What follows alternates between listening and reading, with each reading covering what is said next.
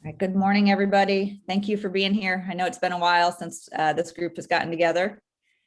I sent out the agenda. We're just going to go over a quick update, talk about some next steps, let Brad talk to us about the traffic study, see what Fran has that he wants to go over, and anything you guys want to add to that agenda, we can cover today. So where we are right now is your recommendations were presented to Planning Commission. They didn't really have any questions about them. Then they were presented to City Council, and City Council seems, I haven't heard any feedback from them. So I'm assuming that's good news. So the next step would be at the City Council meeting on July 6th. We're going to ask for those to be ratified by City Council. And then we can move forward with putting some more detail and specificity into how we're going to accomplish those things. Do you guys have any questions on where we are? Okie dokie. Shannon, hold on. Can you hear me? Yes. I just have a quick question on if you have an update, like real quick on the other groups, like their timing of their recommendations. Sure. So the housing group is in the same place you guys are. And if you want to look at their recommendations, I can bring them up for you. So that's the non-student housing and affordable work group housing. So their recommendations, Planning Commission has also looked at, and they went to council on Monday night as well. So hopefully they could be ratified on July 6th.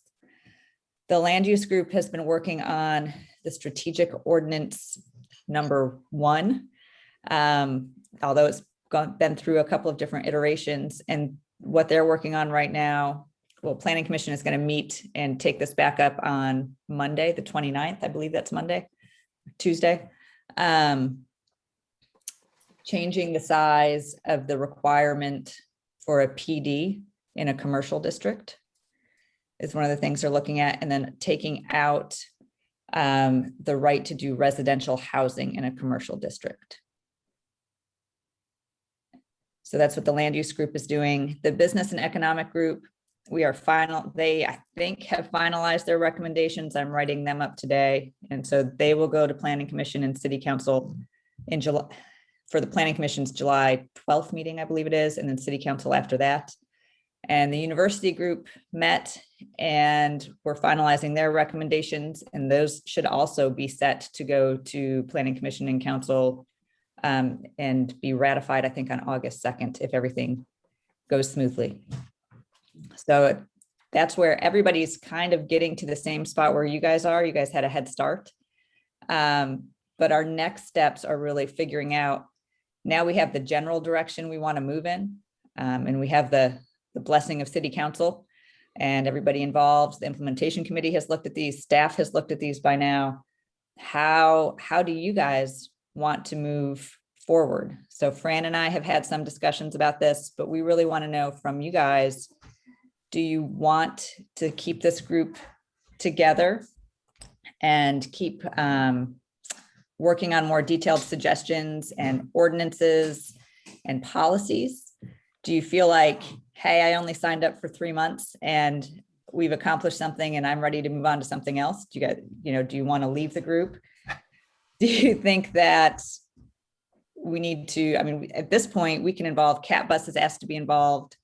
Some other folks from the city have asked to be involved, and they have some really good ideas on funding, and they know more of that funding strategy world than I think we have access to in our current group. Do you want to set up a separate task force? It's really, how do you guys want to move forward on this? We have lots of options. And I will say one of the other options that's been presented from the other groups is, because so much of this work includes coordination with the university, to somehow involve the joint committee of the university and city, the JCUAB.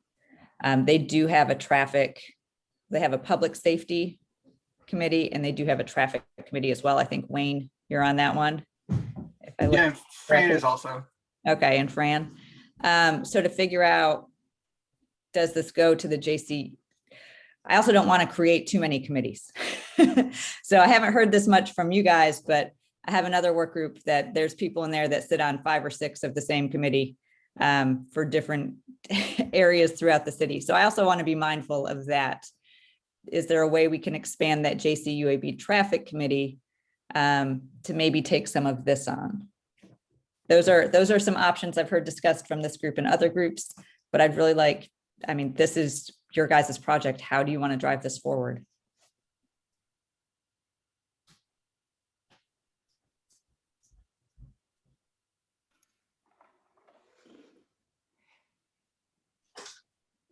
Shannon, I guess I'd start by asking a question what is the overarching plan for, I guess, monitoring progress and accountability with all of the recommendations? And I wouldn't want to be redundant to that. And I do feel like all of these separate work groups, like we've already talked about, like there's so much interconnection that at some point I feel like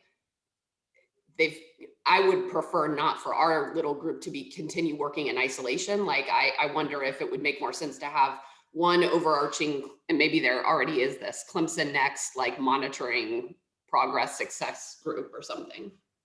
So what I think we're moving forward is the steering committee would become the accountability committee.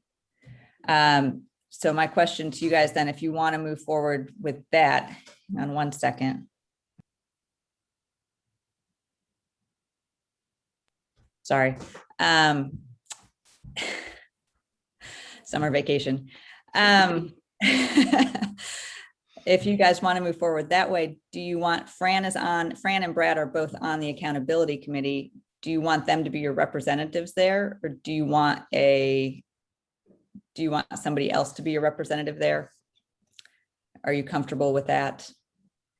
That would be my question. And then if you guys want, we can keep you updated through emails, through the ClemsonNext website. We can set up different opportunities. Maybe if we get to a point where we need more feedback again on how to move forward, we can reach back out to you, but it doesn't have to be set or a scheduled meeting.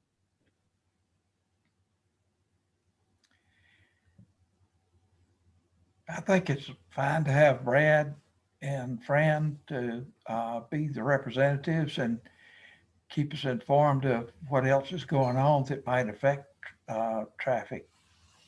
Okay.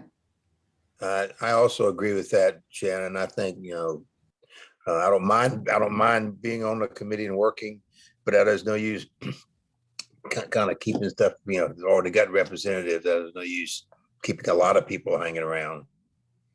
Okay. Yeah, I'll agree with those two statements. Using us as an as-needed basis as things come up that you need input, but it sounds like Fran's got it covered with the big committee. I agree with that. Okay. Sure. I kind of see myself as more advisory. I'm a resident, but I'm just advisory as needed. And so, but if we do meet, my schedule is busy. I miss a lot of meetings, and so it was, so if I am involved, I'd like to be able to schedule within my, as school starts up again, it's going to get even busier. So. Okay. And I think, Sharon, if we go that direction, that's fine. I think it would help Brad and would help me, though, if even we're not a formal committee, that at least individually, if you have ideas or thoughts, to share those with us, because the next step really is going to be figuring out how do we translate our recommendations into action. And there are lots and lots of different approaches, and Shannon's going to start that by looking at the comprehensive plan. But if you think about other ways, that let's just say that we're talking about transportation nodes or bicycle lanes or safe streets, please, if you read things or know things, either let Brad know that or let me know that, so we can bring those back to the larger committee, right? Which is sort of, I think had this group stayed together, that's what I saw as your function. But if we do it this way, that's fine. But keep sharing the knowledge that you have and let us know what's going on. And Brad and I like this actually, we'll keep you informed. Maybe we'll send you the minutes or whatever it is of the major group. I don't know if we're keeping minutes, but some kind of updates, which I'm sure Shannon will provide to our committee. Maybe we could add all of your names to the list to distribute, You don't have to read them if you don't want, but if you read them and you say, oh, that's interesting. I have some good thoughts on bus shelters, or I just read what other places are doing about signage, then we can still be getting the input from all you, but maybe not with a weekly meeting. Yeah, and Fran and Brad, I just want to comment that, again, I'm the faculty advisor for the ITE student chapter, which is the Institute of Transportation Engineers. And, we've done a lot of volunteer stuff in the past. For example, we looked at the neighborhood cut-through issues, over by the churches, and we looked at, travel times and things like that. And my student chapter is available to help. We don't want to take money out of consultants' pockets and things like that. But at the same time, certain types of studies, some of the other things that we've done in the past, we looked at changing, the road in Seneca through downtown, North First Street, I guess it is, to a roadway diet, because, basically people just like fly through, don't stop in downtown Seneca. And so we looked at making it much more, we redesigned it basically and gave those designs to the city of Clemson, I'm sorry, the city of Seneca. And they're looking into monies to implement some of our designs. But anyway, we did that a few years ago. And so I just want to make that be known that we have student resources to help with certain types of studies that can be done in Clemson. Wayne, that's fantastic. And we'll get back to you. It's interesting, actually, in the land use committee, one of their recommendations is to identify and work with groups at Clemson University on land related projects. This ties exactly into what I think they're proposing. And I like expanding that, Shan. That makes sense. Yes. I mean, it fits. That's great. So we'll be reaching out to you, Wayne, and look at some areas we could work on together. Yeah, in the spring, we basically offer it's a seminar, a graduate seminar class that during that period we work on projects.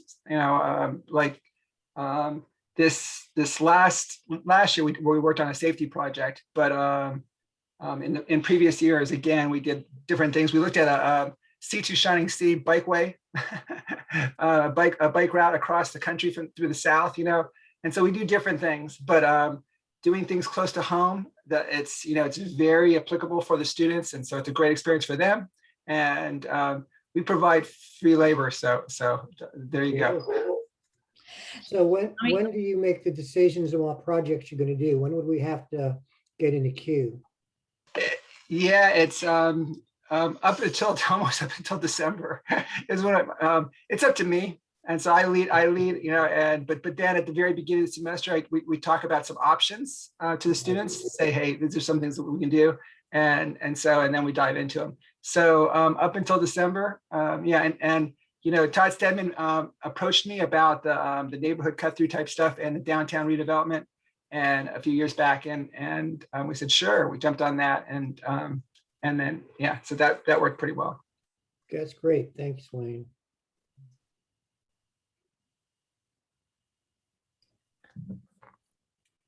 All right, so everybody seems pretty comfortable with that, moving forward in that way.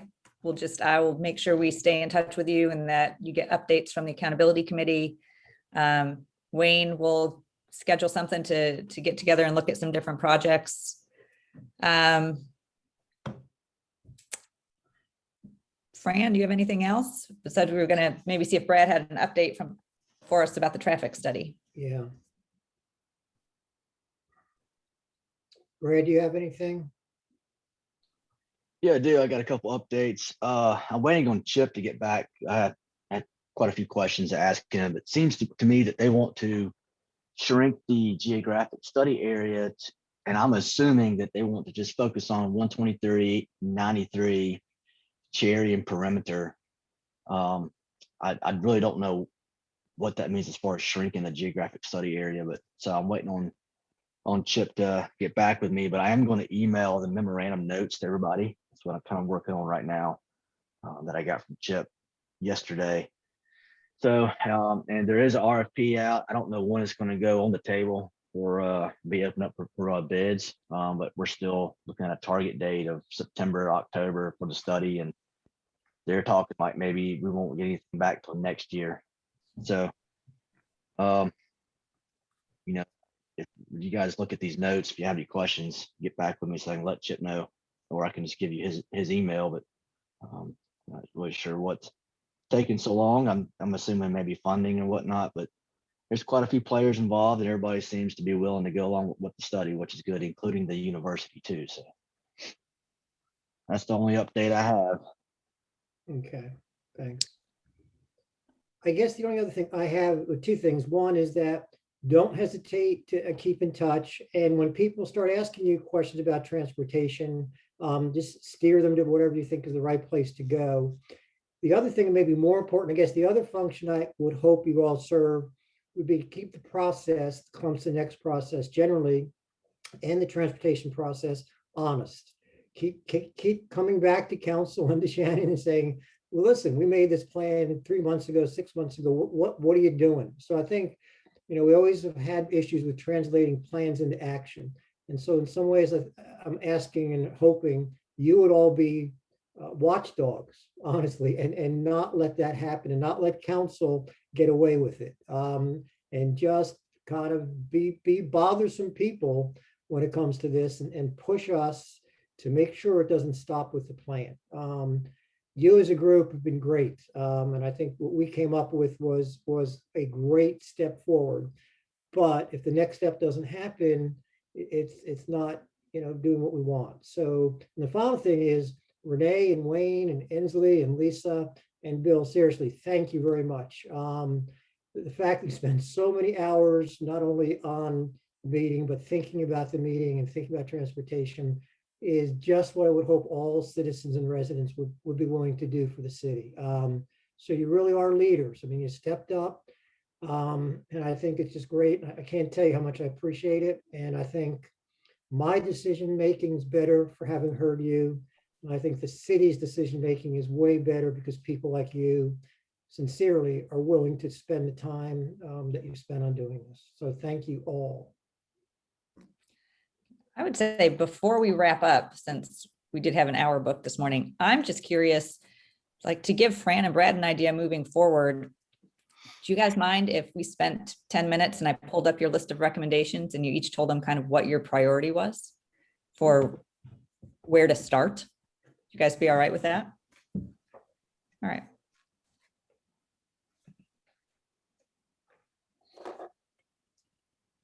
Find them.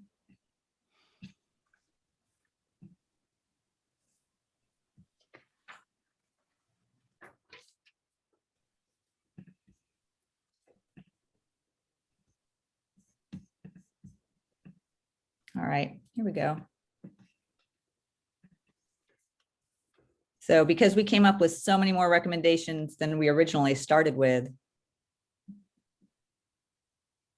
so we have the CAT bus system, expanding the CAT bus. The regional traffic study is kind of moving along. Looking at other things that maybe are things that we could work on now. Looking at the idea of more bus shelters, transportation nodes, a plan for safe streets, the wayfinding signage,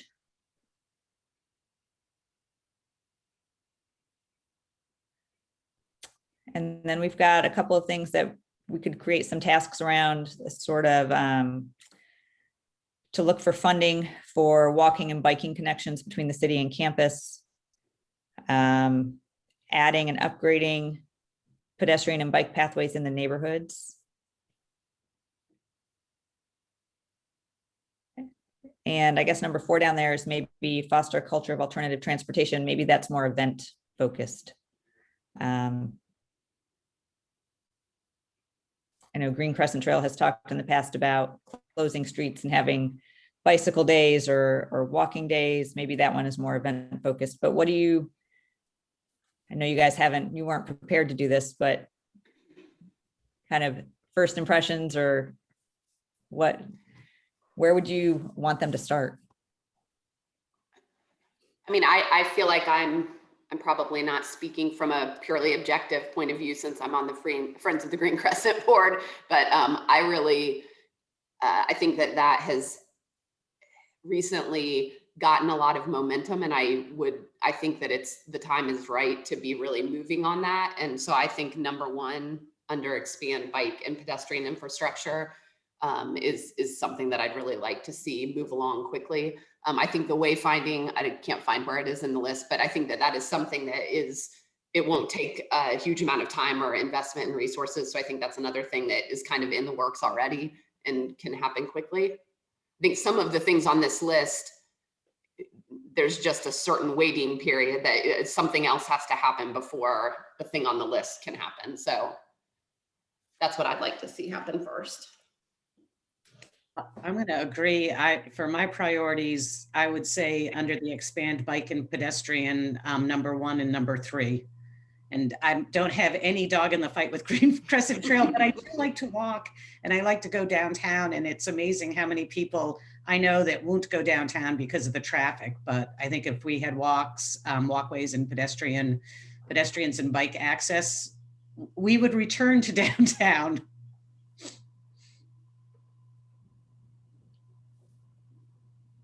Thank you, Lisa and Renee.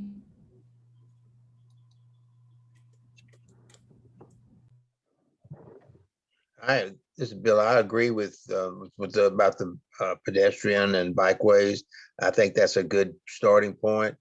I also think up in the top there about the working with the CAT bus, making sure that it's covering where it needs to be covered, in an adequate way. I know that was brought up last night in a meeting a little bit. Some more shelters, which I think the city has plans for that. It's just a matter of taking time to get them all done. But those are some areas that I think are important that we keep going to make this, try to keep the traffic down some, walking, biking, the CAT bus system, and making that. I don't know about the making what I think they call the nodes or whatever, the central places for the CAT bus. That's going to be a little trickier because that requires land purchases and stuff. But I think that, making sure on the routes that need to be, there needs to be an adequate CAT bus moving up and down. And I've heard a lot about the CAT bus not having a lot of riders on it. I don't know how we can encourage that more to get more riders on it. But maybe this fall when the students are back and this is a little bit less of the pandemic, maybe there'll be more riders on it, and maybe they won't be driving quite as much in there. So that's my 3 areas of emphasis, I think.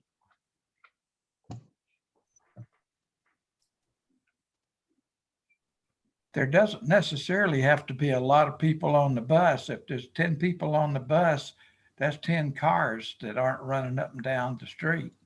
Correct. Right.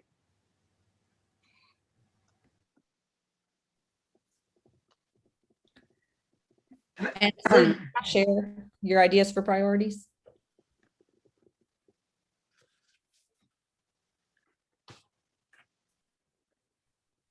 Or Wayne? Yeah, so I tend to agree. I'm obviously there's lots to be done on 123, but it's a big item that is going to take further study. However, there's 2 approaches to fixing 123. One is the proactive, that's more planning. It takes longer versus reactive to certain problems. I know you all mentioned Chick-fil-A earlier, and it's a huge problem. And right now, they've done some things. Basically, the traffic wraps around Chick-fil-A. However, still traffic backs up onto 123, and it's very significant. It's a safety problem, it's a traffic problem, et cetera. And I think there needs to be targeted things for, I know that the police put out some, once upon a time, some enforcement things, and then they basically gave that up. But when we have traffic backing up onto 123 and then people trying to merge, and it just leads to a whole number of fender benders, and anyway. And so trying to get trying to work with Chick-fil-A so that they can increase their throughput. Same thing with Dunkin' Donuts on Sundays, on certain days. Those things that it really would help a lot to if we could take some of that traffic that's backing up onto 123 that causes backups all the way into the College Avenue intersection. I know y'all seen that, but again, like I said, it's a huge problem, and these things just these are things that just need to be a city plan.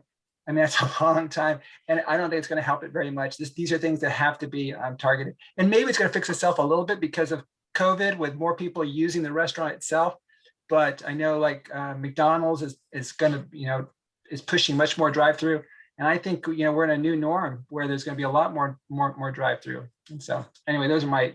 But I am of course a huge bike and ped advocate, and some of the issues in the city is is that we have great biking in certain places, but then it kind of ends, and so we don't have this connectivity. And so I'm big on that, and so.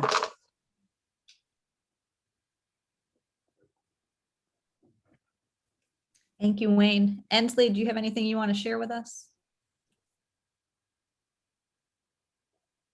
I can't think of anything else other than we need to also look long distance and think about the future and working with the state as far as the possibility of an alternate path around the city for those people who don't need to go through Clemson. Okay. Yeah, Shannon, something interesting too. Last night at the conversations with council, someone made the point, and I actually had not even thought about this, that we need to start designing and making sure that 93 doesn't end up looking like 123. And the point was sort of be proactive at this point rather than waiting for it to get to the stage of 123. So they talked about fewer curb cuts and some other ideas. We didn't really talk very much about sort of that approach that, what could we implement in terms of 93 regulations that would prevent some of the 123 problems from happening. We might want to sort of keep that on the radar also. Okay. And, that's all about SCDOT. I mean, 93 is an SCDOT road. And basically, again, all land use along 93, people need to have access to their property. And so with regard to curb cuts, though, there's the ARMS, the access management guidelines that the DOT uses. Trying to use shared driveways, encourage that, things like that. Also the distance of driveways from intersections. That's a big issue because again, driveways cause clogs at intersections. But at the same time, they really need to have access to their property. And so things that you could do is right in, right outs on the major road and have primary access on the minor roads. But in some cases that doesn't, it's not totally conducive depending on that. But I just wanted to comment on that because the DOT goes through this curb cut issue, just daily. It's a huge thing for them. And to get curb, but that's one thing, because we don't have traffic impact fees, but we do have zoning here. And as long as it's zoned, there's really not a lot we can do to stop certain things in terms of growth, except for if the sewage treatment plant doesn't allow for further growth. However, the curb cut guidelines, though, that is something that is in place. But again, I just, just because a property that's close to a corner, they must have access to their property. And so we can't just disallow it. And so, however, we could encourage them to do, the best thing to access their property. And again, encouraging this cooperation between, developments for shared driveways, that helps a lot. So Wayne, maybe you just agree to what your student project's going to be. Maybe it should be the 93 design to prevent it from becoming 123.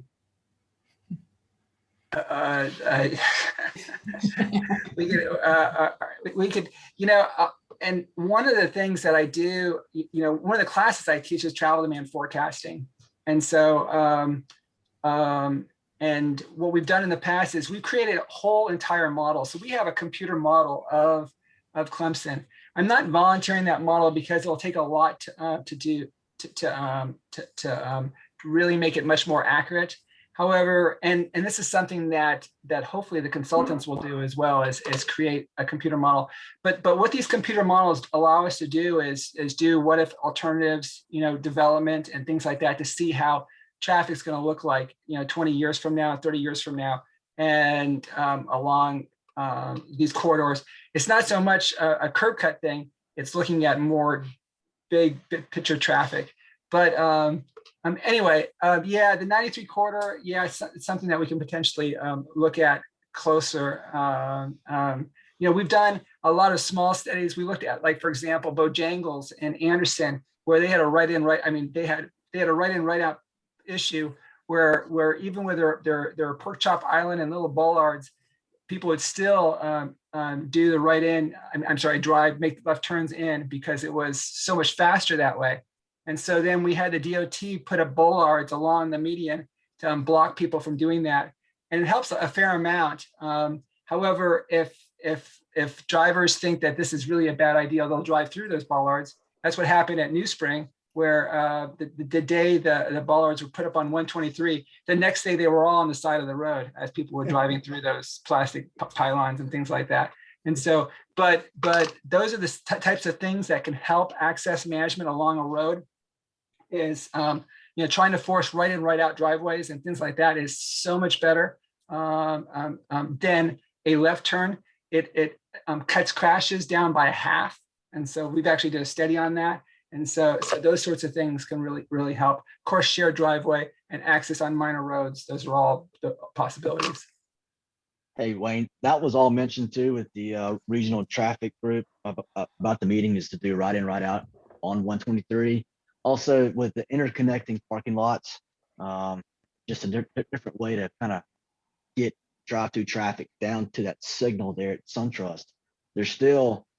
I'm still seeing a asset to have would be that back road behind the Verizon all the way down to SunTrust to kind of filter the drive-through traffic to that light instead of having to make a left turn out of these driveways. There's just too many access points.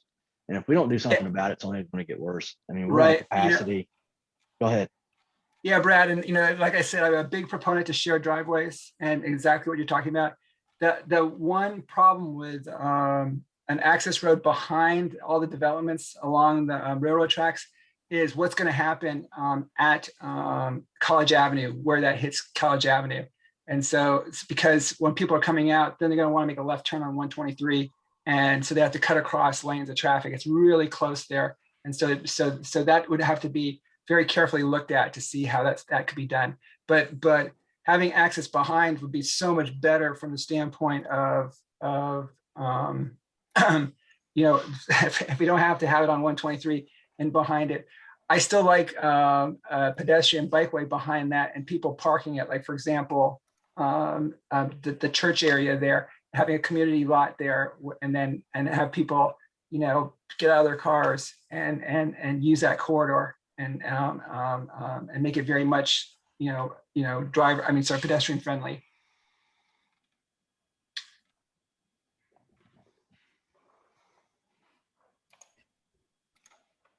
All right, does anybody else have anything they want to add as far as priorities or marching orders for Fran and Brad?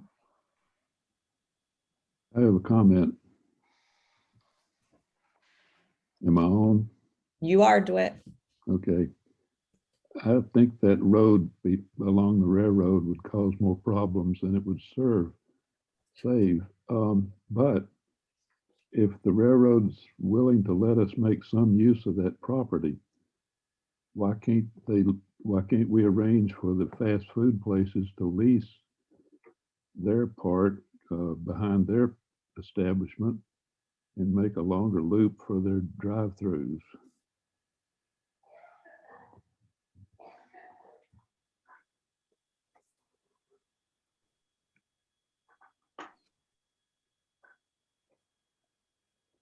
I'm writing that down. Hey, Fran. Yeah. Could we talk real quick about the Chick-fil-A redesign, or should we wait till after it goes through bar? I've already seen the plans on it. I don't know if anybody else has in this group. What is that? What is the proposal, Brad? I don't know that. So they want to do a double loop drive-through, but it's just basically adding a different, I mean, just kind of changing the drive-through where they can hold 35 cars as opposed to like 18 right now. But I was kind of under the impression that from the plans I saw with Zaxby's was going down to the China buffet, and Chick-fil-A was going to expand over towards Zaxby's. Do you have any update with that? I don't. That's the first I heard that. Is that on the agenda for the bar meeting this week or next week? I believe for Chick-fil-A is sometime in July. Yeah, I don't Yeah. know. Huh. Okay. Yeah.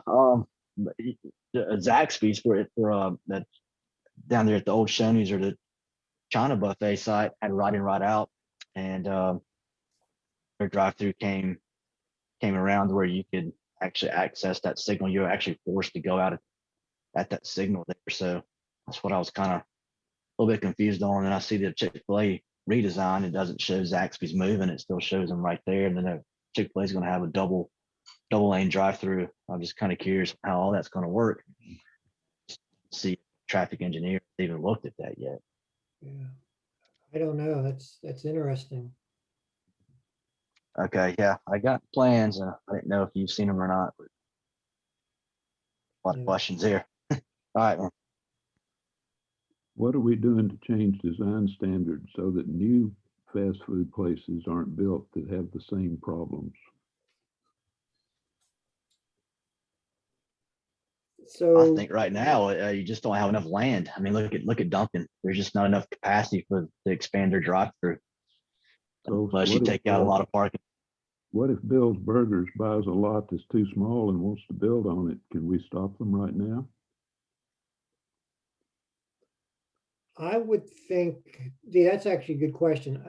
I mean, anyone who wants to build now would be under the current zoning ordinances, right? And I'm not sure what their limitations would be, but that's interesting because actually a little bit comes back to the 93 question about how do we prevent 93 from becoming 123? Because I think there's a new, for instance, Burger King maybe going up. So there may be the same kind of issues. And or D-Rod, that's good. I don't know if we're doing any thinking Yeah. ahead in terms of designs or requirements for fast food. I just want to comment about, some of the process that traffic engineers do, and Brad can also chime in, but like, when there's a new development that is required to do a traffic impact study, then what happens is the consultant will look at empirical data. And so what that means is if you put in a Home Depot or whatever, they're going to look at, similar, there's references out there for how much traffic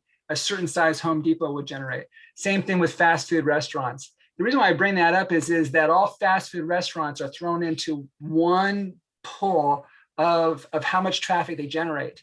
However, the real issue though is that all fast food restaurants are not equal. Chick-fil-A is very, very unique. I'm not so concerned about a Burger King. I'm telling you that right now.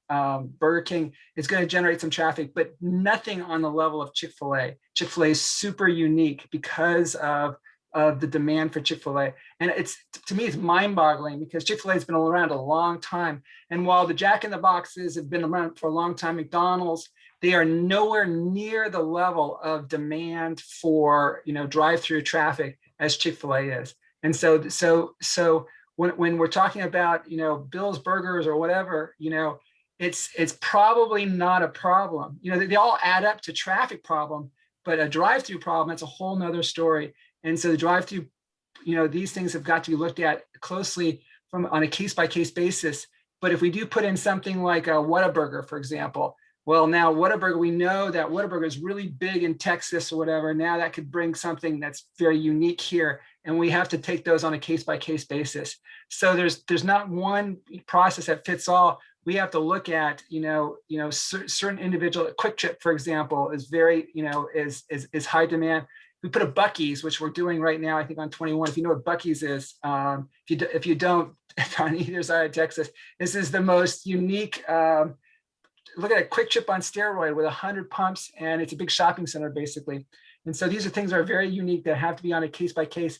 And it's really up to the planning commission to look at these very, very closely and say, okay, you know, you have to show to us before we approve something like this, that your drive-through can handle, you know, this. And looking at others, we've seen problems in other areas. And I think you need to take that approach.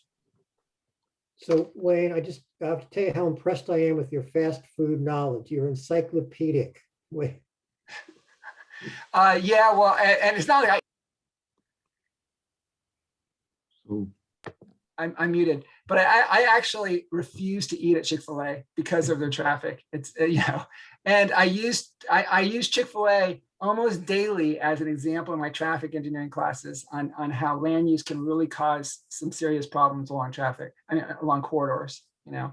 And so, and the way the Chick-fil-A driveway is designed right now, you know, the drive-through is right there, right in the driveway. However, of course, they looped it around, you know, after COVID, but to me, it wasn't designed properly to begin with, you know. And so now it does have almost a double drive-through on the other side. It loops all the way around and to put that canopy in, but at the same time, it needed to, you know, to be redesigned. You know, I think Chick-fil-A's, hey, put them in shopping centers with huge parking lots rather than right on, you know, because of the traffic they generate, you know. And so I agree with you. but I don't want to be known for my fast food knowledge, by the way. it just seems that it should be their problem, not the city's problem. It's yeah, there's something to that. And I don't recall driving through easily on 123, which is a really heavily used corridor. I don't recall backups into the traffic. So what are we doing wrong? Can we copy something? I'm trying to think of the Easley Chick-fil-A, but I know the Anderson one is in the shopping center, and so they can store a lot more cars than. Yeah, so is the one in Easley, and the only time I noticed traffic back out on 123 in Easley was with the Chick-fil-A at the old location, but they moved over to where the Ollie's and the Hamricks is, and their drive-through can probably handle 40 or 50 cars, and you've got a signal there too. But Clemson is so condensed. That's the problem, and it was just overgrown 123. It's just a mini Woodruff Road with too many access, and they were concerned. They should buy bigger pieces of property, and it should be their responsibility to do so. Somebody's going to get killed out on 123. I can see it coming.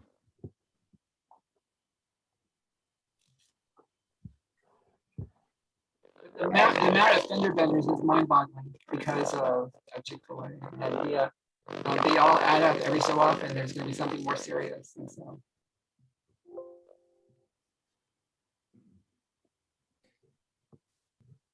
So, Fran, my concern I have with Uptown is it's focused on student development. Is that kind of where we're at with ClemsonNext with the Catalyst area with Uptown? Shannon, you may know more. I think the Uptown and the charrettes are focused more generally than on students or even just on housing, I think. Shannon, is that right? They are. Yeah, so it's going to be, my understanding is, Brett, it's going to be a comprehensive look at the Uptown and best use and location, which would include traffic, I'm sure, parking, commercial, student housing, Abernathy Park. I think the intent is to take a comprehensive look at that. Yeah, I mean, my overall personal agenda is to protect the integrity of 123. It's a freight track. That's what it was designed for. And if we want to look at doing these redevelopment areas kind of close to 123, you're just putting more pedestrians out there, more students out there on scooters or bikes and whatnot. And I just don't see that that's a good fit for 123. Yeah. And it's like what Mr. Stone said. Yes, we Clemson's going to continue to grow, and the capacity in 123 is going to continue to shrink. I mean, we're already at probably 70-80% capacity right now.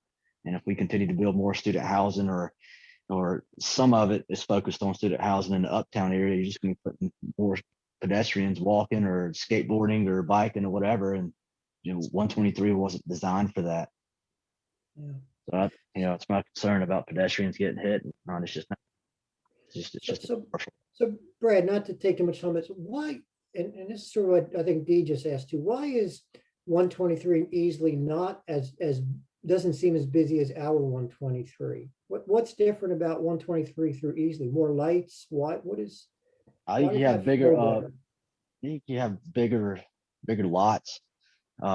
And you don't have, you have some backup there. It's the old Sackaloil development, old Sackaloil plant, which now the Walmart, and all those little shops through there. Sure, it does back up quite a bit, but yeah, through Easley itself, it's not quite as bad.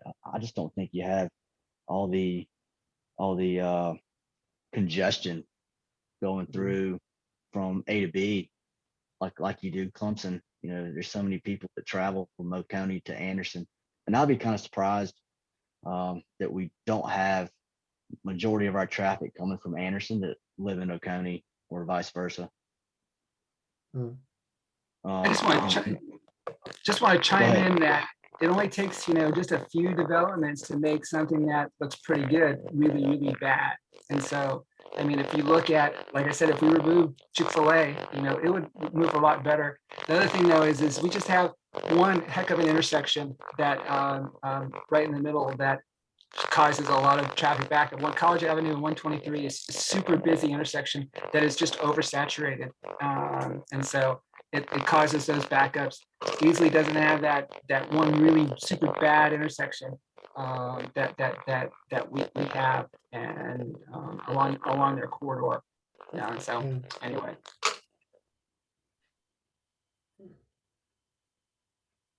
I think one of the problems is that there are just so many restaurants on 123 between 133 and the lake.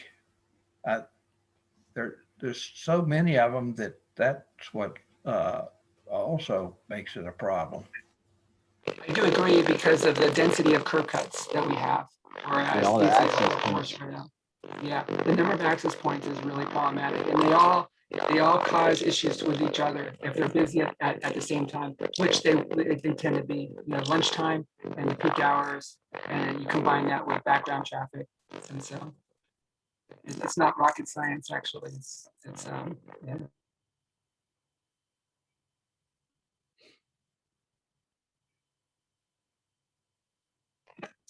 Easley has some big shopping centers there. If we had more shopping centers where there's only one signalized intersection to access it, that would be a different animal. Yeah. Okay. All right, Shannon, what else we have? That's really it for today. Wanted to get your input on how you guys wanted to move forward and get your input on some priorities. And then moving forward, there's a couple of things to look for. Tuesday, July 20th, we'll be having a ClemsonNext public meeting in a couple of different locations. I'll be sending that information out to everybody soon. Once a firm is chosen to do the redevelopment workshop for Uptown, would be a great time for y'all to come out, have your voice heard on traffic patterns, biking and pedestrian pathways were included as something that the city wanted to get out of that redevelopment plan for Uptown. So come out and talk to this group, and let's have some input from the community in that. So those are two things coming up. Check out the ClemsonNext website. It's been updated. I'm going to keep that updated weekly. I'm going to figure out how to send y'all a newsletter. And if you guys have questions, concerns, ideas, you can send them to Fran, send them to Brad, send them to the group, send them to me. But keep thinking about this, or when you're driving around, if you see something, let us know. The more we can all communicate, the better we can try and plan and come up with a way to make the traffic better. Good. Well, thank you all. Any other final departing words? Otherwise, so Shannon, we will not get together officially unless there's a special purpose or need to do that then, is that? That's right. If you or Brad have something you want feedback from the group on, I think we can do a lot of that via email. And I'll try to check in, maybe we try to check in quarterly, something like that. I'll at least send something out and check in and see if everybody wants to get together on a quarterly basis. If there's enough progress or items you guys want feedback on. Okay. Excellent. Well, thank you all again. You've been really helpful. Thank you, everybody. And thank you for your time this morning. Yes. Thank you. Have a good weekend. See y'all. Thanks, Shannon. See you later.